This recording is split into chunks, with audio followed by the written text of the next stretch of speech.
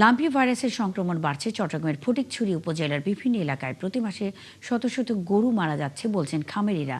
এতে আর্থিক ক্ষতির মুখে তারা। উপজেলা প্রাণী সম্পদ কর্মকর্তা বলছেন, সময় মতো ভ্যাকসিন না দেওয়া ও হাতুড়ে চিকিৎসকের অপচিকিৎসার কারণে মৃত্যুর হার বাড়ছে। মোর্শেদ মুন্নার তথ্য ও ছবিতে প্রতিবেদন। ফটিকছড়িতে প্রতি মাসে শত শত গরু মারা যাচ্ছে। কোরবানির ঈদের আগে এমন পরিস্থিতিতে দিশেহারা বহু কৃষক ও খামারি। চিকিৎসকরা জানান, রোগের চেয়েও হাতুড়ে চিকিৎসকের অপচিকিৎসার কারণে মৃত্যুর হার বেশি। প্রতিদিন গরু নিয়ে উপজেলা প্রাণী সম্পদ দপ্তরেও ভিড় করছেন ক্ষতিগ্রস্তরা। প্রায় ২৬-২৭টি ওষুধ কিনি।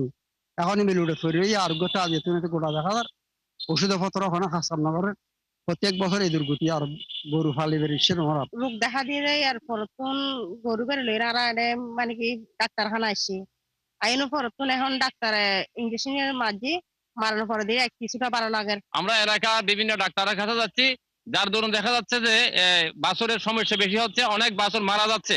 উপজেলা প্রাণী সম্পদ দপ্তরের ভেটেরিনারি সার্জন জানান, ল্যাম্পি স্কিন ডিজিজ একটি সংক্রামক রোগ। এটি মশা ও মাছির মাধ্যমে দ্রুত ছড়ায়। এ ব্যাপারে সতর্ক থাকতে হবে এবং আক্রান্ত পশু দ্রুত আলাদা করতে হবে। চিকিৎসা করাতে হবে স্বীকৃত চিকিৎসক দিয়ে।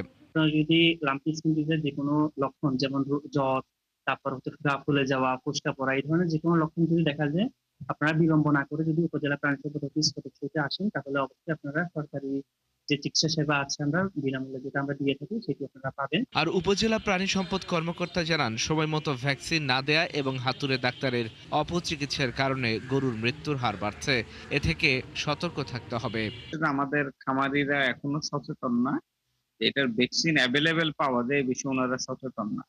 আমরা চেষ্টা করতেছি খামারিদেরকে সচেতন করার জন্য, অন্তত পক্ষে বাছুর জন্মের পর পরই যাতে ওনারা ভ্যাকসিনটা দিয়ে দেন। প্রথম সপ্তাহে দিলে সবচেয়ে ভালো হবে।